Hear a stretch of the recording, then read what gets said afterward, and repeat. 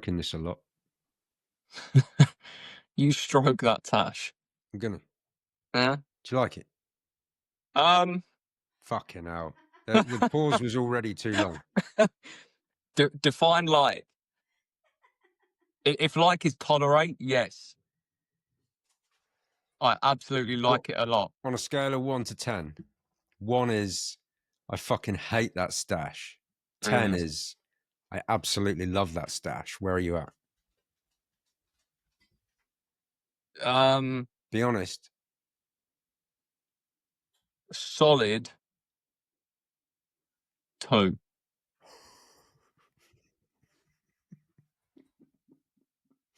But look, it's your face accessory. Who am Why I a to 2? judge? Why a 2?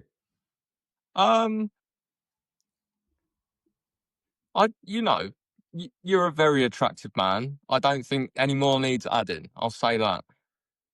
Well rescued.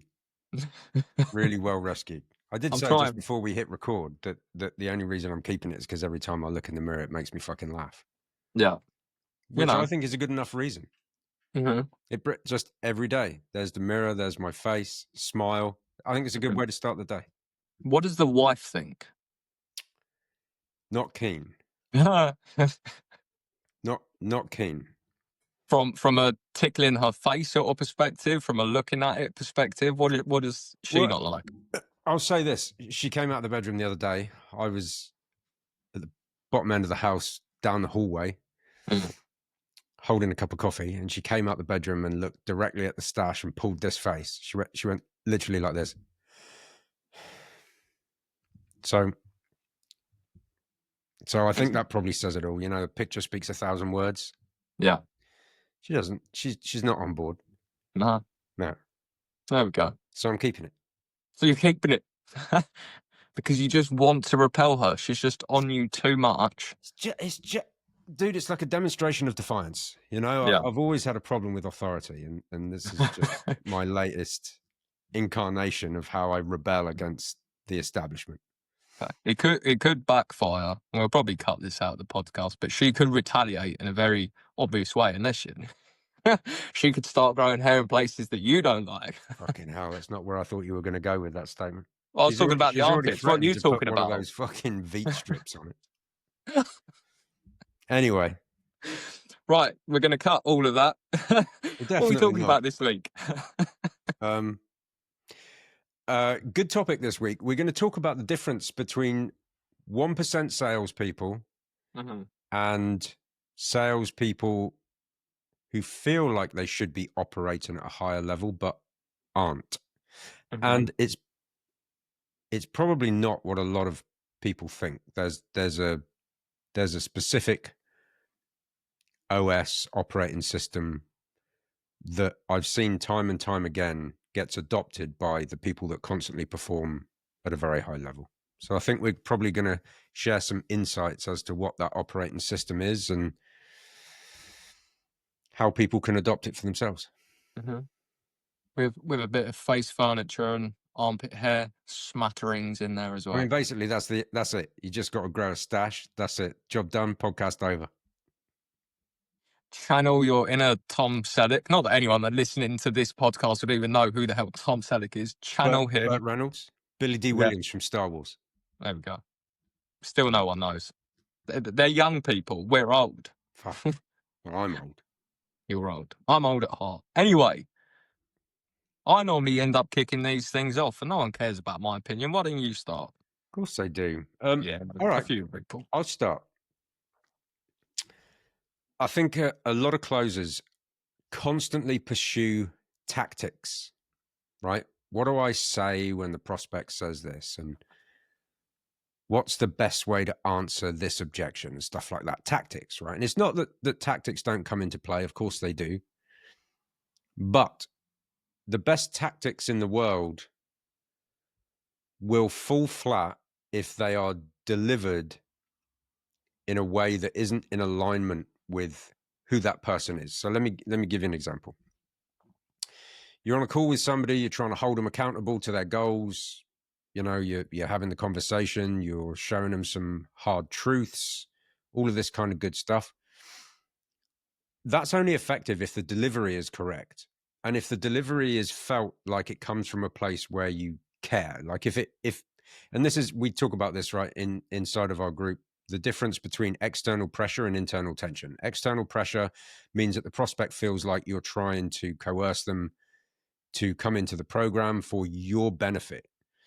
Internal pressure is when the prospect feels like you are trying to do the right thing for them. Okay. And that really has got a lot to do with energy, how that is delivered. So how that plays into what the top 1% do is the top 1% are optimized, right? Meaning you're there, you're on the call, you're holding somebody accountable, you're delivering some harsh truths, and all the time your bed's not made, there's dishes piling up in the sink, you didn't work out this morning, you said you were going to go for a 3-mile jog and didn't, you said you were going to eat 150 grams of protein a day and you snacked on cheese and toast. And do you know what I mean? So, and a lot of people would say, and I've had this battle with a lot of closers. They've like, oh, I just don't see how that's relevant. And I'll explain how it's relevant. And it's kind of deep psychology. And if you've never read the book Psycho-Cybernetics, you should. Written by a guy called Maxwell Maltz. And it describes how all of us are where we are in the world because of how we see ourselves. So if you're a fat dude, like I was, you're a fat dude because you see yourself as a fat dude, right? If you're a slim guy who goes for the jogs, who hits the gym, who watches his protein, like I now do, it's because you've changed the perception of yourself. You've changed how you see yourself in the world. And you no longer identify with somebody who goes, oh, well, yeah, I'm just fat. You identify with somebody who goes, no, fuck that. That's what a fucking fat person would say. Right? So it's about how you can't act a certain way without being a certain way, or at least maybe you can if you're Leonardo DiCaprio, but you know, most of us aren't Leonardo DiCaprio. So optimizing yourself, having what Cole used to refer to as a high say-do ratio, which means if you say you're going to do it, you've got to fucking follow through and do it. Because otherwise, your brain knows that you're lying to you. Your brain knows that you're lying. It knows that you're faking. It knows that you're pretending. And it has an uncanny way of reminding you of that right when you don't need it to, which is usually when you're trying to close somebody. And your brain goes, yeah, but you're a piece of shit. And you're like, oh, and all of a sudden, the message that you're trying to deliver, there'll be like the prospect probably won't pick up on it consciously, but subconsciously they'll be like, something was just off about that guy. Didn't like him, didn't believe what he was saying. You know, because human beings are conscious animals, right? We pick up on shit like that. Again, not consciously, but subconsciously. So, dude, one of the biggest things is to make sure your shit is optimized. And I cannot tell you how many closers, how many setters have optimized themselves mentally, physically. They start taking care of their environment. And all of a sudden, their close rate starts to go up. Their set rate starts to go up. They haven't changed the script. They haven't learned some, you know, diamond fucking objection handling framework. It's just that they optimize themselves. So now when they're delivering a message, when they're delivering an objection handle, it's coming from a place of authenticity. You know, and anybody listening to this, think to yourself, have I ever heard something? I'll give you a good example, right? I was listening to, I don't know, I can't remember what it was, maybe a podcast, maybe a YouTube video about flat earth, right? Now, I find that shit funny as fuck. I just think, like, who actually thinks that? Right? Like, is there anybody out there that actually believes it? Anyway, I was watching this video podcast, I think it was. And this guy was a flat earther. And it wasn't what he was saying because he couldn't back it up with any kind of science or anything like that. But dude, he was so fucking convicted. He was so convicted that I started to go, fucking hell, maybe I'm the idiot. Quickly shook it off, obviously. But that's what conviction will do for you. it will make the person on the receiving end question their own, like, maybe I'm wrong. Maybe I am wrong. So that's why conviction has to be high. Conviction cannot be high unless you're optimized. And if you aren't optimized, the person you're speaking to will get a little sense of, yeah, I don't know. I think this guy's full of fucking shit. Mm-hmm. That's my 5 minutes of Yeah. why optimization is important. Shoot. I couldn't agree more. And it's the reason why when we were putting together our community, I put together a whole module on performance optimization. Fire module as well. Absolutely fire module. And it's the stuff that, people just don't associate stupidly with performance, especially in the arena that we operate, high ticket sales. Now it comes down to my skill set. It comes down to my ability to say particular words at the right time, to reframe, psychology, all that good stuff. Of course, that is important. But if you are not optimized in yourself, like a really easy example, right? Have you ever forgot to brush your teeth in the morning? Yep. And then you go out in the day and all of a sudden you realize that, oh, my teeth feel like fuzzy. Got them Have I fuzzy got like teeth? Yeah. food in my teeth? And then just suddenly you feel icky and horrible and off. That is something as small and stupid as forgetting to brush your teeth. Now, let's say something, a bit higher tier, like you went to bed at 1 o'clock in the morning, you woke up at 6 o'clock, having gotten up at 3 o'clock to go for a wee. So collectively, you've had 4 hours of sleep, maybe 30 minutes of deep REM sleep. So you are operating nowhere near your optimal frequency. So do you know what? The first couple of hours of your day, you might feel a bit groggy, you have coffee to prop yourself up. You feel like, yeah, I'm doing good. 1, 2 o'clock comes, absolute crash. Your cognition is shot. Even simple conversations feel like a struggle because your brain is searching for the answer. That's not sleeping well. Now you put on top of that, well, I've only drunk coffees today, which are diuretics. So they're not hydrating. All right. It's like 99% water, but it purges water from your body, right? And you have the caffeine drop. It has a half-life that kicks in. So if you're not hydrated, again, the performance optimization module, I broke it down, like even 2% being underhydrated, the effect that it has on you going down another 2%. That's sleep and water. Now let's say you're not exercising. Now let's say you're not eating a good diet. Like you said, you're not getting your 150 grams of protein. The really simple way to think about it is, think of it like a science experiment, right? If the outcome of the experiment we were trying to get is that the prospect closes, that we sell them, we sell the transformation, we facilitate that. Why would you not control every variable in that experiment to try to guarantee the highest success rate of the outcome? Yeah.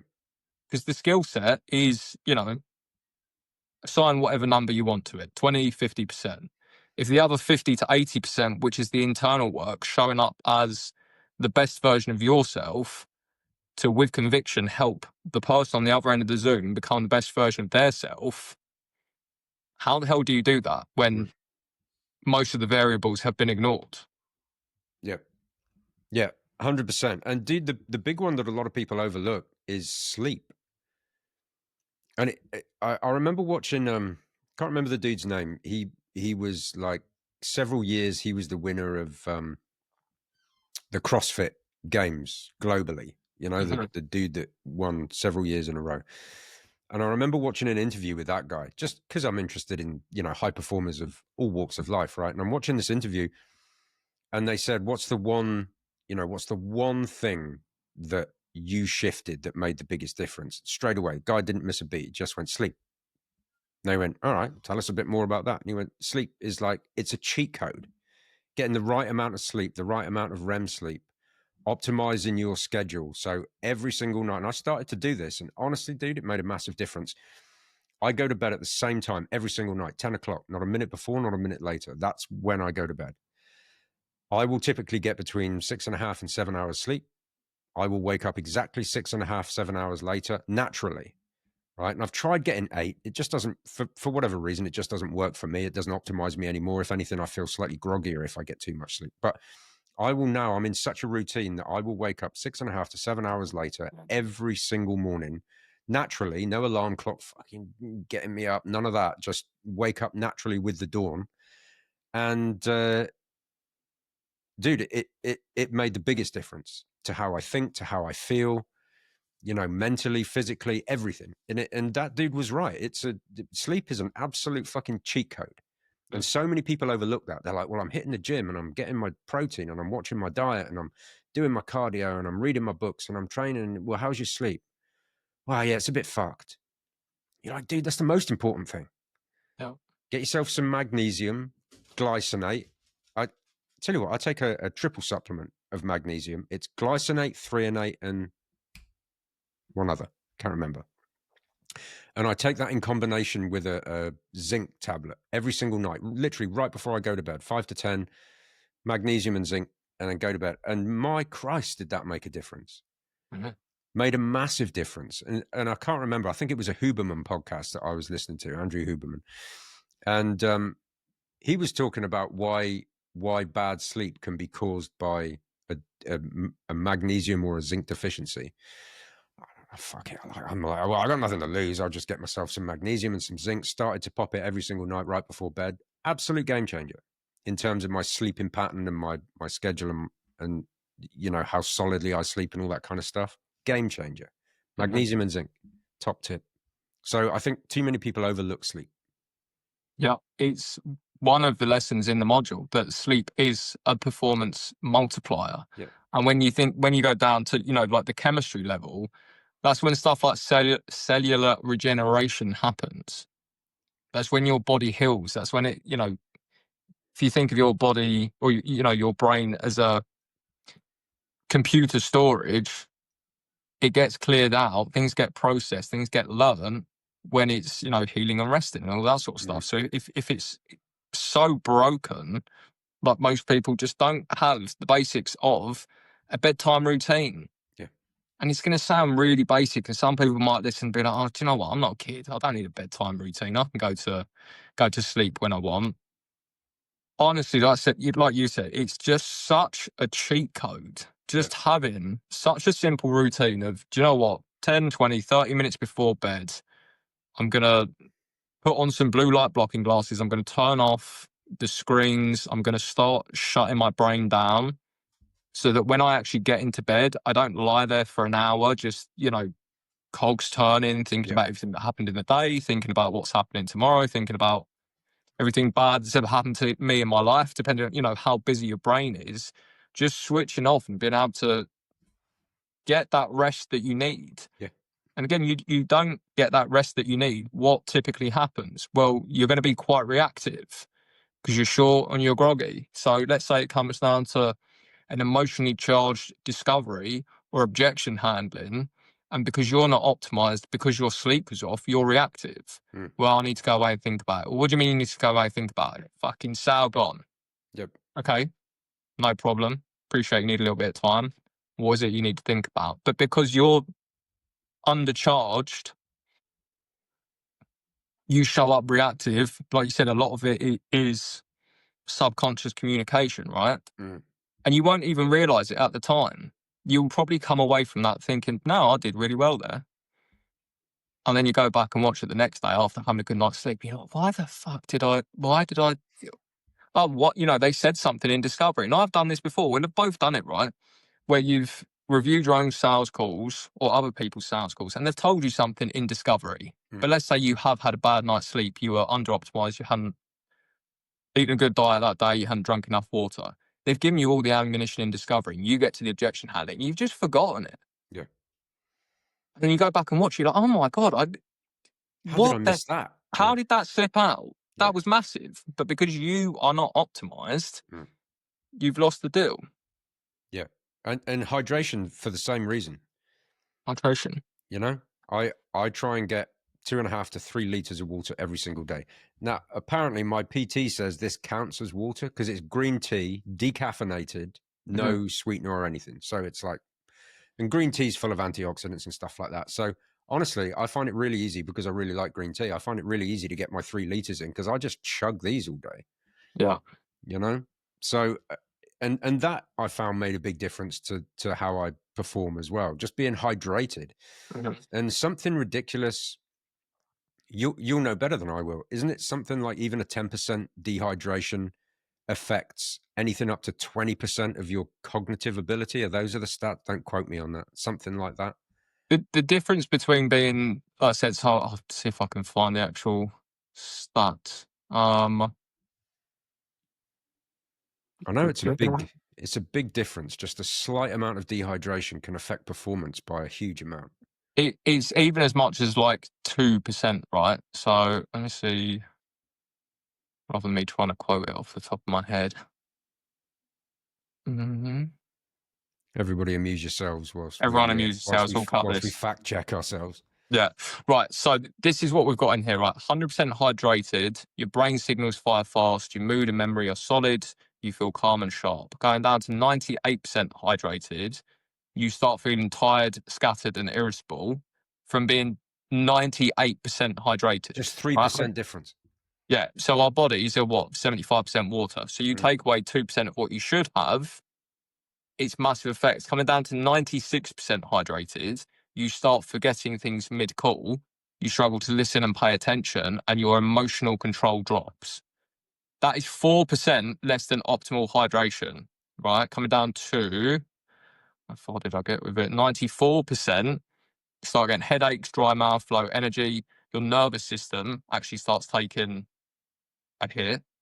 And then I think I go all the way down to a little bit more than that. But yeah, your brain is 75% water. Your blood is mostly water and salt. So, caveat to all of this, a lot of people go and chug water and then they're just going for a wee every 30 minutes. Just water, stupidly by itself, isn't all that hydrating. You need some electrolytes. You need some good salt, like Pink Himalayan Himalayan pink salt. salt. Yeah, Celtic sea salt, Baja, whatever you want, just actual salt. And if you want to go really micro on this, there's a woman, I forget her name, talking about like regular table salt. Mm-hmm. It's just the salt that's had all the good sodium removed from it. So it's Right. just absolutely terrible for your body. Ruins your kidneys in obviously two larger quantities. So you go to like the older generation, you say to them, well, put more salt in your diet if you want to be better hydrated. They're like, no, salt is terrible for you. And you're like, okay, yeah. The wrong salt, bad salt is putting the proper salt into your diet that is, I think, is something stupid like 75 natural, what's the bloody word? 75 chemicals, something that our body needs. And, particular salts have like Minerals. stick minerals, gone from my head, have like 60 minerals in the salt. So it's incredibly good for you. And again, something as stupid as it will take you, 5 seconds to do in the morning. I have a pot of it on my kitchen side. As soon as I get up in the morning, glass of water, just pinch the salt into my mouth, drink it. If I forget to do that in the morning, big noticeable difference. You feel it. Yeah. Stack that on top of I had a bad night's sleep. Stack that on top of I've gone out of the house forgetting to brush my teeth. Stack that on top of, oh, maybe I forgot to have breakfast this morning, or I grabbed something quick on the go. That's a whole nother area that we could explore. Yeah. Just feeding your body garbage. Quick convenience food. Do you know what? If you're on your way to holiday and you're picking something up from WH Smith's at the airport, grabbing something quick, treating yourself every once in a while. We've got to do it. We're human, right? If you want to show up and perform, do you think Usain Bolt, before he was getting ready to run the 100 meters, is there feeding his body crap? Or do Probably a you bad think, analogy because he used to eat 20 chicken nuggets before he did ran he? the Well, 100 fine. meters. But He, your point is yeah, on point. he's the exception. Most athletes, and again, this is in the module, right? I say to people, to show up like a high performance athlete, not a university student. Because what do most university students do? They live on pot noodles and, processed meat because they Yeah. don't want to cook. And it's the same as most people, closers will feed themselves because they just don't see the importance of it. Yeah. And so for me, I've been off the gym for 2 months now because I've had injuries, I've had illnesses, and I've gone from in the last 2 months being about 7 to 8% body fat to at the minute I'm like 15% body fat. I feel miserable in myself. My mood is so noticeably different because I've just got injuries that, like, my bicep is about to blow up. So I can't really do any upper body work. Even brushing my teeth, the tendon is so about ready to snap that just the motion of doing that, I can't lift anything. I can't really do anything. So I can go out for walks. I can still eat a diet. I can still go and train legs. But it's such a part of my routine. It's such a way of holding myself to a standard. Without it, it has a massive impact on my performance. Yeah. Feel a bit lost, don't you? You do. And I remember, like, when I first started going to the gym when I was, I don't know, 16, 17, really getting into it. And if I ever missed a day, my mood the next day, I was a horrible person to be around because it was just such an hour of going out, endorphins, dopamine, just stress relief. That was like, you get to the end of the day, I'm going to go and leave it all on the gym floor. When you don't have that, it's you almost get into a cycle of sometimes you don't realize how bad you feel. Now, you could probably talk about this because you've gone on a big weight loss journey in the last couple of years, and you get to a point where you don't even realize how much weight you've put on, how much things are suffering. And then all of a sudden you look at yourself in the mirror or someone shows you a picture and you're like, fucking hell. Yeah. Well, that picture I showed you Who the other the day, I showed fuck is everybody in the that? group that picture of me from a couple of years ago. It was fucking Yeah. horrendous, dude. Yeah. But when you see It's just, yourself every day, you just don't, you don't really notice it until, you know, somebody fucking says something, you know, bring back fat shaming, because yeah. it worked wonders for me. It took my wife saying to me, babe, you know, I love you no matter what. I don't want to see you with diabetes or in an early fucking grave. Mm. And I was like, oh shit, I got to do something about this. And it's been a journey, you know, but and here, I think here's the thing, dude, is like, nobody's saying you've got to live like a fucking monk, you know, but it's the 80-20. So long as you're optimized 80% of the time, nobody's saying don't go out on Saturday night and have a few beers. Nobody's saying don't have a few slices of fucking pizza. Like, you know, it's not about trying to be a performance athlete 100% of the time. But it does mean that if you treat your position as a closer or a setter or whatever it is, bearing in mind we exist in a high performance environment, if you treat that job like a high performance person, if you start thinking, what would somebody, Usain Bolt, use the example, how does he optimize himself most of the time? Well, dude, he's getting the right amount of sleep. He's drinking the right amount of water. He's getting his electrolytes in. He's hitting his protein goals. He's training. He's sleeping. He's drinking. He's eating. He's doing all the things. And the reason is because that's literally his career. Being optimized and being at peak performance is literally what makes him money. Well, fucking newsflash, it's the same for you if you're a closer or a setter. Being optimized is what makes you money. So why wouldn't you treat that shit with the credibility it deserves?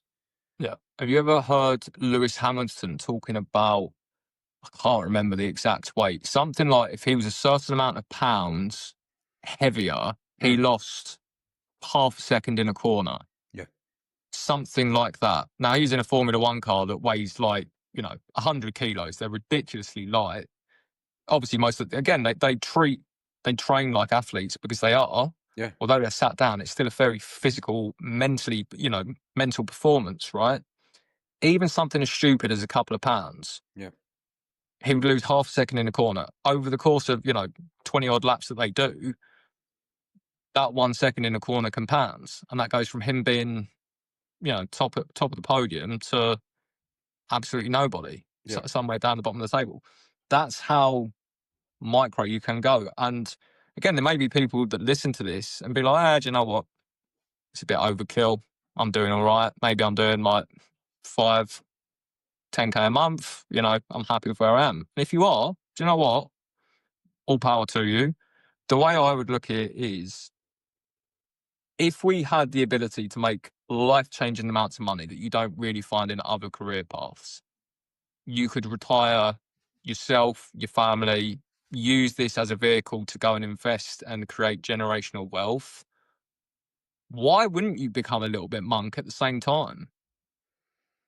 Why wouldn't you go, I'm young enough, I'm ugly enough, I've got the motivation and drive to double down hard and go out there and do everything in my power, even if that did mean, forget the pizza, forget the beers, forget going out at the weekends. Maybe I'll do that every couple of months, every 6 months, right? For the next 2 years, I'm going to set myself up for the rest of my fucking life. Well, think I about don't it. think that even sounds like a sacrifice. I think that sounds like a fucking insane Well, it's just a opportunity. solid investment, isn't it? If let's say you're doing 10K a month. Could you do 15K a month by optimizing your health? If so, you've got to ask yourself whether just setting yourself a routine, eating some good food, getting some sleep, and fucking, having a Tidying high your say-do debt. ratio, would it be worth, if somebody said to you at the start of every month, I will give you an extra 5K if you optimize your sleep and eat the right food and get your steps in and all that kind of stuff? There's not many people would say no. What, an extra $5,000 a month, an extra 60,000 a year just for doing what I should do anyway? Yeah, count me in, dude. Slight pause. Fucking dog. Sort the dog out. Little cunt. Cut that out. But yeah, like you said, that's it's not like you've got to adopt a whole new lifestyle. Most people are still eating 2 to 3 meals a day. Okay, it really doesn't take that long to make a healthier food choice. It really isn't that much of a sacrifice to stop watching telly 30 minutes before you go to bed and pick up Psycho Cybernetics, Dollars Flow to Me, the 4-hour work week, and just, start winding down, start visualizing who you want to become. And it's, we could go really deep, and it goes to like an identity level, right? Coming back to what you said towards the top of it, the way that you see yourself and the way that you operate will dictate the outcomes. So if you operate as the £10,000 a month version of yourself, that is the ceiling level. If you are willing to, like, again, coming back to like the overweight person, right? The overweight person doesn't start becoming fit by going to the gym and eating the food. It starts way before that, when they make the decision to make the switch in the first place. Because someone who doesn't make the decision to make the switch because they don't understand the compounding effect it has will give up on it. Yeah. It's why most people, new year, new me, they start the gym because it sounds good. There's no emotional drive. They go, I need to lose a bit of weight. Don't really mean anything to them. So there's been no identity shift. There's been no reason for them to act out of accordance to the way that they have been. So what happens? Well, 2, 3, 4 weeks later, if they even get that far, just goes in the bin again. Fall back straight to what I was doing. And it's so easy. What is it, like 60, depending on who you listen to, something like 30 to 60 days to build a new habit? Yep. 60, I heard. All right. Yeah. 60 days of doing something. So if you were to, pick up a guitar for an hour a day, 60 days time, if you do that hour a day and you practice, you could become pretty good at, or on your way to playing the guitar. Stairway to heaven. If you go to bed every day, you just set an alarm at 9:30 that says wind down, go to bed. You set an alarm in the morning, you put a sticky note on the fucking fridge that says salt water. Before you go to bed, when you're cooking your evening meal for the day, you make your lunch for the next day. Yep. Little habits that compound and can have such stupidly massive effects. But we both know closers who, in the grand scheme of things, right, if you were to put them on some brain master intellectual thing, they're not really topping the chart. They're not super, super intellectual people. They're just so centered and grounded and do the basics. They can have a basic conversation and get better outcomes than the guys out there who are just like artists with their words. They can go through all these lovely, silky smooth word tracks and reframes, but it's so obvious there's something missing. Yeah. Being the internal work. A closer said to me a little while ago, he said, "Oh, dude, I just really struggle with motivation." And that's the biggest mistake, right? Is waiting until you're motivated, because you're never going to be motivated to do difficult shit. It's not about having the motivation. It's about being disciplined. It's about being able to do the things you don't want to do. That's what it's about. You know, when it's fucking 5:30 and you're sat there on the edge of the bed and you're looking at your fucking hokers, other running shoes are available. And you're like, Jesus Christ, fucking freezing outside. You know, you think I want to go and jog at 5:30 in the morning? No, dude, it's the last thing I want to do. But if I waited until I was motivated to do it, I'd never do it. So it's about having the discipline to do it rather than thinking you need to be motivated to do it. You're never going to be motivated to do it. No. Do I want to eat a greasy smash burger over, you know, a healthy chicken and rice curry or something? Yeah, of course I do. I love smash burgers. Smash burgers are my favorite. But if I eat a smash burger over a chicken and rice curry, I'm going to get fat. So do I want to? No. Do I do it? Yeah. One of my previous mentors said to me, I said to him, I can't even remember what business it was that I was doing at the time. And I'd been really struggling. I just couldn't bring it together and I was losing motivation. And I said to him, we had a one-on-one call and I said, look, Russell, I'm really struggling. I'm losing the motivation to do this. And he just went, Josh, you only need motivation to do the shit you don't actually want to do. Mm. So let's get really black and white and honest. Do you want to do this? And I had to think about it for a minute. And I was like, I do. And he was like, so remove motivation from your vocabulary. Just get uncomfortable with doing shit that you do not like. Because if you don't do the shit that you don't like, why do you think most people work in dead-end jobs for their entire career and retire with absolutely nothing to show for it? Mm. And yeah, when you have that perspective that motivation will get you absolutely nowhere. Like motivation, okay, it's what I call like the spark. But if that spark will quickly fade if you don't turn it into action and discipline. Mm. You have motivation to leave the 9 to 5, to build something of your own, to lose weight, whatever happened. There was something that sparked that curiosity and that interest. But motivation will not carry it through to actually doing it and getting the result. And if you think it will, you are lying to yourself. Yeah, 100%. Top tips, dude. Top tips. But I mean, we've covered it. There's probably so much more that we could throw into this, right? We'll give another couple of examples. Right, Jeff at the top of the episode said about, like the desk, the house, the cleaning your kitchen. Those are environmental factors. Other environmental factors, like the people that you spend your time with.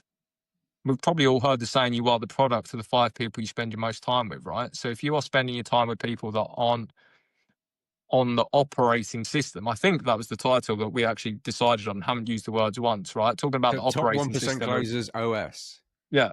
Get around people that have the operating system that you want. Mm-hmm. If you're not around those people, it's going to be very hard for you to push above and beyond that. So there's environmental. I want to talk about that because I had not an argument. I had a healthy debate with somebody about that exact principle, right? You become the average of the 5 people you spend the most time with. And they said, bullshit. I was like, okay, all right. Let's give you some stats. When, and you can fact check me on this. Not you, the audience, but you can. When an alcoholic goes to rehab, right?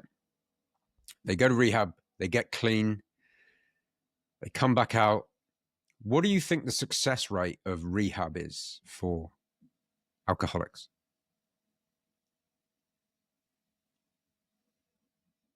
I mean, the optimist side would say hopefully high, but considering you're telling the story, I'm going to say it's on the other end of the scale.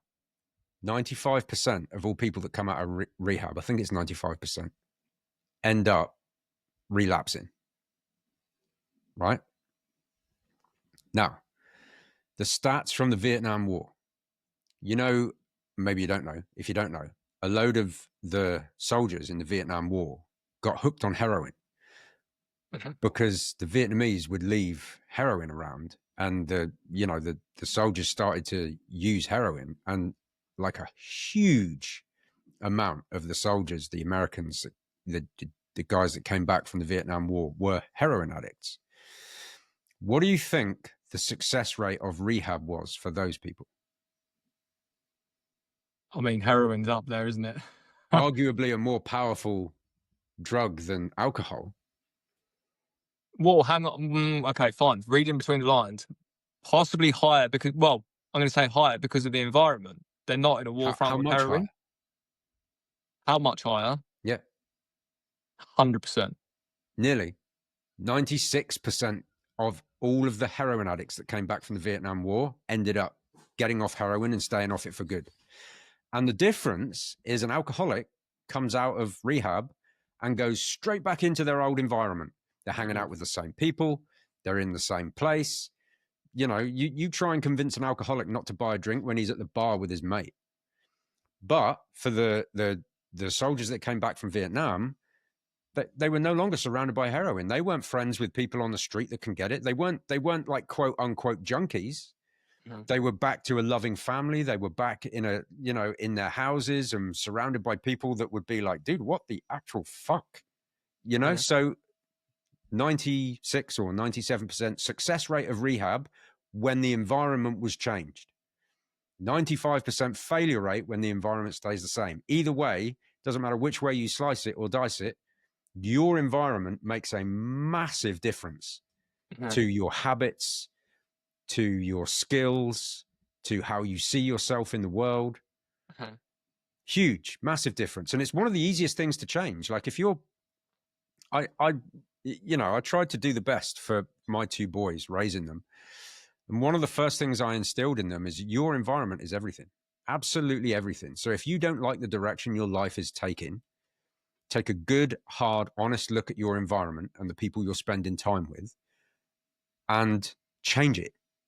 Change it for a better group of friends. And fortunately enough, both of them have amazing friendship circles. Both of them are really solid, really grounded lads who work their asses off and do a great job. And I think, dude, it's huge. Environment is everything. I can speak to that firsthand. So I think I've spoken about it on here before. It might have been in our group. I started my first business when I was 18.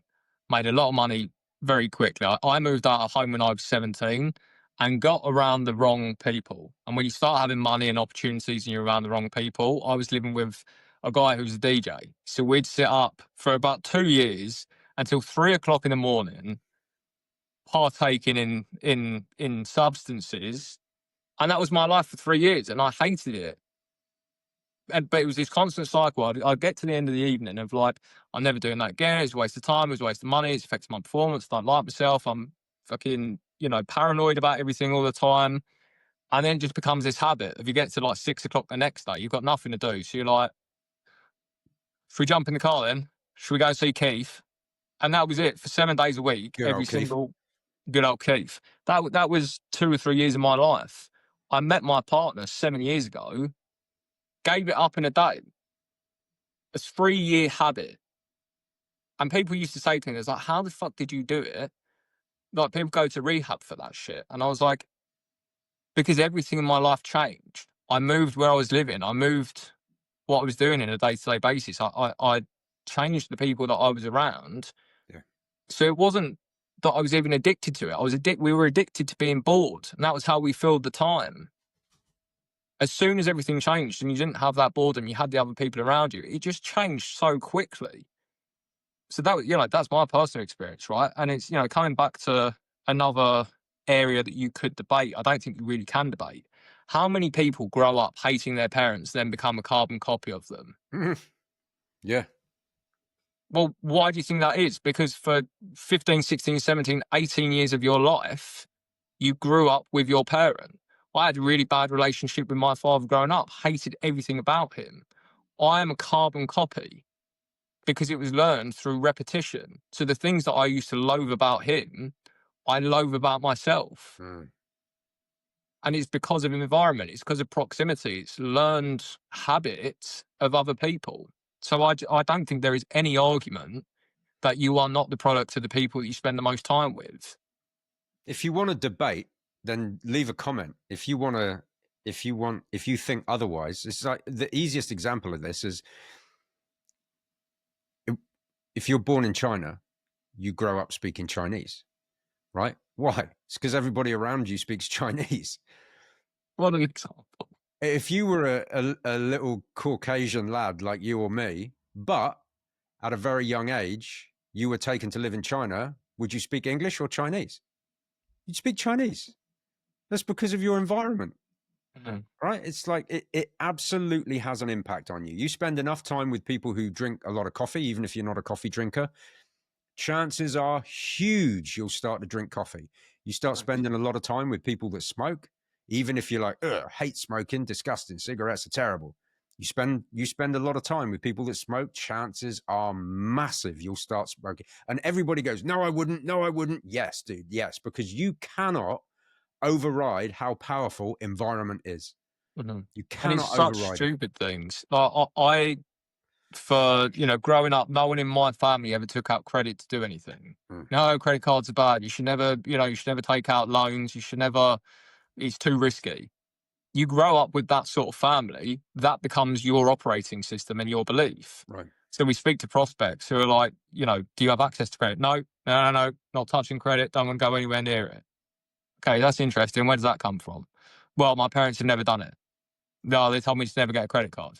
Okay, cool. Do they own their house? Well, yeah, they own their house. Okay, so did they have, 200, 300 grand to buy the house outright? No, they took out a mortgage. Okay, is that a form of credit? So do you see how leveraging credit for the right things can actually, improve your situation? I mean, but you're still trying to belief shift 18, 20, 30, 40 years worth of learned habits and beliefs. Yeah. You can overcome it very quickly with logic, but it's also trying to do that in a one call thing. Yeah. Coming back to high ticket sales, right? That's why it can be a struggle to sell to people, because everyone grows up in different environments, different habits, different beliefs, different mindsets, different identities, different families, different whatever. And unless you are the best version of yourself who can show up sharp, one of the small things that we'd agree with Jordan Belfort, being sharp as a tack. Mm-hmm. Most of his stuff is outdated now. We know that. Being sharp as a tack is undeniable. You've got to be sharp. You've got to understand the people across from you. You've got to understand what's in their environment. And if you're not the best version of yourself, good fucking luck in addressing it. 100%, dude. Bombshell. Anything else we should cover? This has been a long one. I've quite enjoyed this one. I think it's important. It will probably get the lowest download rate of any podcast because everybody wants tactics. But exactly. For the people that have A, listened to it and B, got this far, we will both tell you 100% if you optimize this shit, you will improve your life, your environment, your close rates, and the money that you make. Yeah. But it's the same as anything, right? It's, high ticket sales. What does everyone put on their Instagram? It's objection handling reframes, because that's what people think they need. Okay, well, if that's the big juicy gravy sauce that you need, why are they giving it all the scripts away for free? Right. Because shock horror, that's not what you fucking need. That is the 80-20 of the 80-20. Yeah. Okay, then we go on to discovery. Then we go on to the inner work. Then we go on to, internal mastery. You can go down a rabbit hole. Yeah. But no, everyone's like, no, give me what I need. I need objection handling. You don't need objection handling. Give me the tactics. Give me the tactics. I'm happy give me some eating like shit and getting 2 hours sleep a night and drinking half a bottle of Jack to get to sleep when I do get to sleep. But give me the tactics. Fucking hell, dude. Tactics are not going to work. But it's, again, really easy example, right? Let's say you have your Friday night takeaway. How do you feel after you've sat there and smashed the dominoes? Well, you feel bloated, you feel lethargic. But you feel great for about 5 minutes, right? And then you feel bloated and lethargic. You feel like shit, yeah. You feel like shit. And then do you ever get to the end of eating not chicken and rice, because that makes it sound like we want you to be building bodybuilders. Just something not as as healthy, greasy, all that sort of stuff. Do you like ever a sit there chicken and go, curry. "Oh, for that shit"? Yeah, no. So start like coming back to what I said. Treat everything like a scientific experiment. If we are optimizing for the outcome, way down there making as much money as possible to set ourselves up for the rest of our lives. That comes as a byproduct by facilitating transformation. Yep. Facilitating transformation is showing up sharp, understanding where people are at, and giving them the confidence and conviction that we can help them get to where they need to be. Before that is the internal work.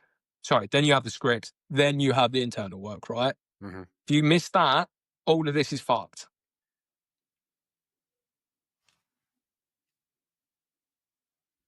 Mic drop. Blue tack drop. Blue tack drop. That's our thing now. Blue tack. We're drop. bringing blue tack back. And the Mo back. The Mo and the blue tack. The Mo and the blue tack. Right, brother. No, we'll bring the blue tack. We'll leave the Mo in November. I might not. Well, there we go. Whatever. Well, I'll just AI it out. I'll allow it for November when we're uploading. I'll just AI the fucking thing. Just fucking color grade it out. Right, buddy. Yeah. I'll see you on the There next we one. go. See you in the next one. Cheers, bro.